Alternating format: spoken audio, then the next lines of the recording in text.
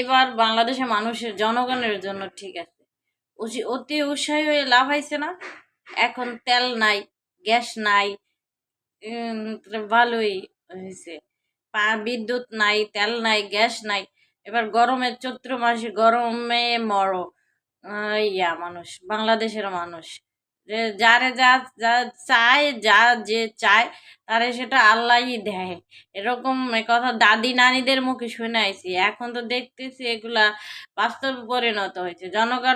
বাংলাদেশের জনগণ যা চাইছিল আল্লাহ তা দিছে, তাদের মনের আশা আল্লাহ পূরণ করছে, এটাই এদের জন্য ঠিক আছে। একটা শিক্ষা দরকার ছিল, আল্লাহ তাদেরকে এই শিক্ষা দিছে। শেখ হাসিনা তো আসবে, অবশ্যই আসবে, কিন্তু এটা বাংলাদেশের জনগণের জন্য দাঁত ভাঙ্গা জবাব পাইছে তারা। তারা এই ভুল আর জীবনে আর একবার না করে। তাদেরকে ১-১৫০ বাচ্চা হামের টিকার অভাবে মারা গেছে, তাদের যার সন্তান চায় সে না বুঝে যে একটা সন্তান হারাই গেলে তার বাবা মার কোল থেকে সে কি হারাই গেছে। তারপরে এই গরমে কারেন্ট থাকে না ঘন্টার পর ঘন্টা। এদের জন্য একটা উচিত জবাব শিক্ষা দেওয়া হয়েছে, আল্লাহর তরফ থেকেই আইছে। এর জন্য আমি আলহামদুলিল্লাহ, আমি শুক্রিয়া আদায় করতেছি যে এটা তাদের পাওনা ছিল, আল্লাহ পাক কি তাদের পাওনা বুঝিয়ে দিছে।